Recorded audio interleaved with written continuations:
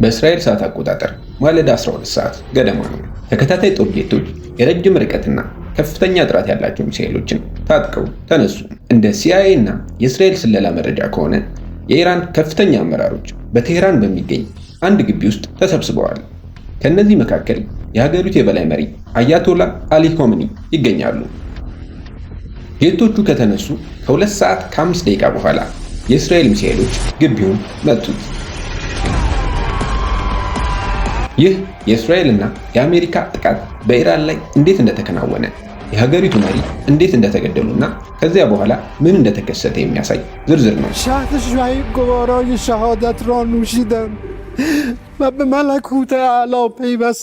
ይህ ቪዲዮ እስከሚለቀቅበት ሰዓት ድረስ አዳዲስ መረጃዎች ሊወጡ ይችላሉ። አሜሪካ፣ እስራኤልና ኢራን ረጅም የጥል ታሪክ አላቸው። እስከ 1979 ድረስ ኢራን በሻህ መሐመድ ሬዛ ፓህላቪ የምትመራ አምባገነን ንጉሳዊ ስርዓት ነበረች። እርሳቸውም በአሜሪካ ይደገፉ ነበር። በኢራን አብዮት ስርዓቱ ሲወገድ አያቶላህ ሆላ ሆሚኒ ሀገሪቱን ተቆጣጥረው እስላማዊ ሪፐብሊክን መሰረቱ። ሆሚኒ ኢራንን በእስልምና ሕግ የምትመራ ሀገር ለማድረግ ቆርጠው ተነሱ። የቀድሞውን የሻህ ደጋፊ የምዕራባውያን አቋም ትተው አሜሪካንና የቅርብ ወዳጇን እስራኤልን የቀዳሚ ጠላቶች አድርገው አወጁ። በተለይም እስራኤልን መቃወም ስልታዊና ርዕዮተ ዓለማዊ ግብ ሆነ። ሩሆላ ሆሚኒ በ1989 ሲሞቱ በፍጥነት በሃይማኖታዊ አመራር ውስጥ ቁልፍ ሰው በሆኑት በአሊ ሆሚኒ ተተኩ። ከጊዜ በኋላ ኢራን፣ እስራኤልና አሜሪካ በተደጋጋሚ ግጭቶች ውስጥ ገብተዋል። በኢራን ላይ ማዕቀቦች ተጥለዋል። ኢራን በክልሉ ያሉ የእስራኤል ተቃዋሚ ታጣቂዎች ዋና የገንዘብ ምንጭ ሆናለች። በ2002 ኢራን በሁለት ምስጢራዊ ቦታዎች ዩራኒየምን እያበለጸገች መሆኑ ተደረሰበት። የበለጸጉ ዩራኒየም ለኒውክሌር ሪአክተሮች ወይም ለኒውክሌር መሳሪያዎች ሊያገለግሉ ይችላል የሚል ስጋት አሜሪካንና አጋሮቿን ሲያስጨንቅ ቆይቷል። ኢራን ግን የኒውክሌር መሳሪያ ፍላጎት የለኝም በማለት በተደጋጋሚ አስተባብላለች። አሜሪካና እስራኤል የኒውክሌር ፕሮግራሙን ለማስቆም በሳይበር ጥቃት፣ በቁልፍ ሳይንቲስቶች ግድያና በአሜሪካ በኩል ደግሞ በዲፕሎማሲ ብዙ ሙከራዎች አድርገዋል። በ2015 የኦባማ አስተዳደርና የኢራን አገዛዝ በኒውክሌር ስምምነት ላይ ተስማሙ። This is a good day because once again we're seeing what's possible. ሆኖም በ2018 ፕሬዝዳንት ትራምፕ ከስምምነቱ ወጡ። The fact is this was a horrible one-sided deal that should have never ever been made. ከዚያን ጊዜ ጀምሮ ግንኙነቱ ተበላሽቷል። በ2025 አዳዲስ ድርድሮች እየተካሄዱ ባሉበት ወቅት እስራኤልና አሜሪካ ባንከር በስተር ወይም መሬት ውስጥ ያሉ ምሽጎችን የሚያፈርሱ ቦምቦችን በመጠቀም በኢራን ላይ ተከታታይ የአየር ጥቃቶችን ፈጽመዋል። 3 የኢራን ኒውክሌር ጣቢያዎች በከፍተኛ ሁኔታ ተጎድተዋል። በዚሁ ዓመት ኢራን በኢኮኖሚ ቀውስ ውስጥ ወደቀች።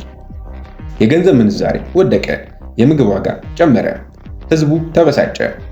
በ2025 መገባደጃ ላይ በመላው ሀገሪቱ ከፍተኛ ሰልፎች ተቀሰቀሱ። ሰላማዊ ሰልፎች የእስላማዊቷ ሪፐብሊክ እንዲያበቃ ጠየቁ። ትራምፕ የኢራን ህዝብ በመንግስታቸው ላይ እንዲያምጽ ጥሪ ያቀረቡ፣ እርዳታ እየመጣ ነው አሉ። ነገር ግን አገዛዙ ሰልፎቹን በጭካኔ ጨፈለቀ። በመላው ሀገሪቱ ኢንተርኔት ተዘጋ። በስተመጨረሻ በሺዎች የሚቆጠሩ ሰዎች ተገደሉ።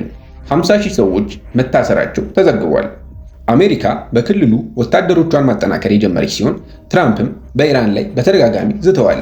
ሐሙስ የካቲት 26 ቀን በጄኔቫ በሁለቱ ሀገራት መካከል የመጨረሻ የዲፕሎማሲ ጥረት ተደርጎ ነበር። ያለምንም ውጤት ተጠናቀቀ። ቅዳሜ የካቲት 28 ቀን በቴህራን ጠዋት 3 ሰዓት ከ40 ገደማ ይህ የመንግስት ግቢ ከሁር አደባባይ ብዙም አይርቅም። የኢራን ፕሬዝዳንት፣ የብሔራዊ ደህንነት ምክር ቤትና የበላይ መሪው ቢሮዎችን እንደሚይዝ ይነገራል። ከ2025 ጀምሮ አሜሪካ አያቶላ ሆሚኒና የኢራን አብዮታዊ ዘበኛ በጭንቀት ጊዜ እንዴት እንደሚግባቡና እንደሚንቀሳቀሱ የተለየ ግንዛቤ አግኝታለች። CIA ሆሚኒን ለወራት ሲከታተል እንደቆየ ተዘግቧል። የት እንደሚገኙና ልምዶቻቸውን አጥንተዋል። ዛሬ እዚህ እንደሚገኙ እርግጠኞች ነበሩ። አሜሪካና እስራኤል መጀመሪያ ላይ በሌሊት ጥቃት ለማድረስ አስበው ነበር። ነገር ግን ይህ አጋጣሚ እንዳያመልጣቸው ሰዓቱን ቀየሩት። በድንገት የእስራኤል ሚሳኤሎች ሕንፃዎቹን መቱ። በጥቃቱ ወቅት በርካታ የብሔራዊ ደህንነት ባለስልጣናት በአንዱ ሕንፃ ውስጥ ነበሩ። የበላይ መሪው ሆሚኒ በሌላኛው ውስጥ እንደነበሩ ተገልጿል። ከዚያ በኋላ የሳተላይት ምስሎች እንደሚያሳዩት በህንፃዎቹ ላይ ከፍተኛ ጉዳት ደርሶባቸዋል። ጥቁር ጭስ እየተነሳ ነው። አሊ ሁሴን ሆምኒ በጥቃቱ ሞተዋል። እንዲሁም የኢራን ጦር ኃይሎች ጠቅላይ ኤታማዦር ሹም አብዱልራሂም ሙሳቪ፣ የብሔራዊ መከላከያ ምክር ቤት ኃላፊ አሊ ሻምካኒ፣ የአይአርጂሲ ዋና አዛዥ መሐመድ ፓክፑር አዚዝ ናስርዳዚ ተገደሉ እና የመከላከያ ሚኒስትሩ አዛዥ በእስራኤል ዜና መሰረት በጠቅላላው 30 ከፍተኛ የኢራን ባለስልጣናት በግማሽ ደቂቃ ውስጥ ተገድለዋል። የኢራን ፕሬዝዳንት መሱድ ፔጊሽቲያን ግን ተርፈዋል። አሊ ላሪጃኒ ኢራን የአጸፋ እርምጃ እንደምትወስድ ዝተዋል። የመንግስት ግቢው ላይ የተፈጸመው ጥቃት የክዋኔው አንድ አካል ብቻ ነበር። ከዚያ በኋላ እስራኤል በተለይም በቴህራን ዙሪያ ያለውን የኢራን የአየር መከላከያ አውድማለች። በሶስተኛው ዙር እስራኤል ወደ 200 የሚጠጉ የጦር ጄቶችን በማሰማራት አብዛኛውን የአየር ኃይሏን ወደ ኢራን አስገብታለች። ግቡ የኢራንን ሚሳኤሎች በተቻለ ፍጥነት ማውደም ነው። አሜሪካ ጥቃቱ ከተጀመረ ከ30 ደቂቃ በኋላ ተቀላቅላለች።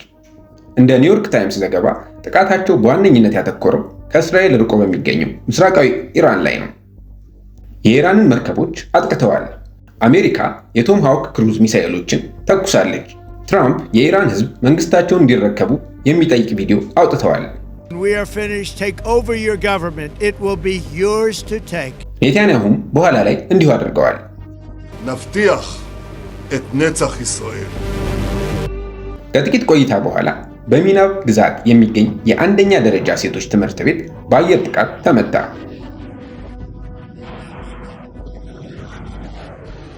የኢራን መንግስት ሚዲያ ቢያንስ 175 ሰዎች መገደላቸውንና አብዛኞቹ ህፃናት መሆናቸውን ገልጿል። እነዚህ ቁጥሮች እስካሁን በገለልተኛ አካል አልተረጋገጡም። አሜሪካ ስለ ጥቃቱ ምርመራ እንደምትጀምር አስታውቃለች። ኢራን የእውነት ቃል ኪዳን 4 ወይም ኦፕሬሽን ትሩ ፕሮሚስ 4 የተባለ የአጸፋ ጥቃት ጀመረች። በመካከለኛው ምስራቅ በሚገኘው በደርዘን የሚቆጠሩ ቦታዎች ላይ ስፍር ቁጥር የሌላቸው ሚሳኤሎች ተተኩሰዋል።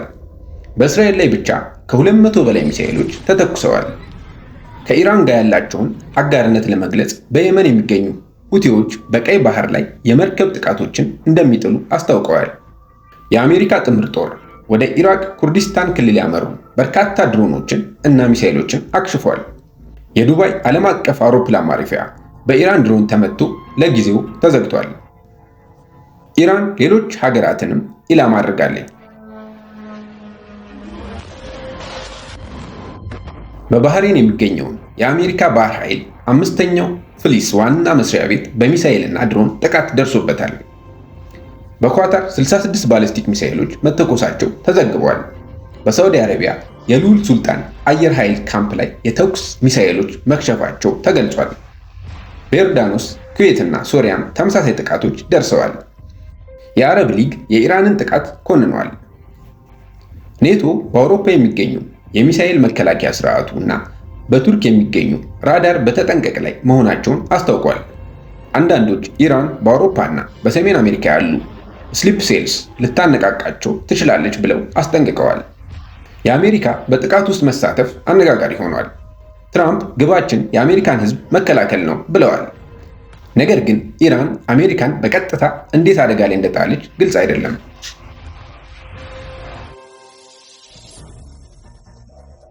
ኢራን የኒውክሌር መሳሪያ ለማግኘት ገና ዓመታት ይቀሯት ነበር። ይህን ጥቃት አሜሪካ እንደ አስፈላጊ ወይም ዋር ኔሴሲቲ ሳይሆን እንደ ምርጫ ወይም ዋር ኦፍ ቾይስ ያደረገችው ሊሆን ይችላል። እንደ ዓለም አቀፍ ሕግ ከሆነ የምርጫ ጦርነት ሕገወጥ ሊሆን ይችላል። ትራምፕ ያለ ኮንግረሱ ፍቃድ ጦርነቱን መጀመራቸውም ጥያቄ አስነስቷል። በዓለም ዙሪያ ተቃውሞዎች ተቀስቅሰዋል። የነዳጅ ዋጋ በከፍተኛ ሁኔታ ጨምሯል። በኢራን አንዳንድ ሰዎች የሆሚኒን ሞት እያከበሩ ነው፣ ሌሎች ደግሞ እያዘኑ ነው። እስካሁን ማን እንደሚተካቸው ግልጽ አይደለም። አሁን አገዛዙ ጊዜያዊ መንግስት መስርቷል። በእስካሁኑ መረጃ 3 አሜሪካውያን ወታደሮች ተገድለዋል። በአጠቃላይ በክልሉ በመቶዎች የሚቆጠሩ ሰዎች መሞታቸው ተዘግበዋል። ሁኔታው በሚቀጥሉት ቀናት የበለጠ ሊባባስ ይችላል።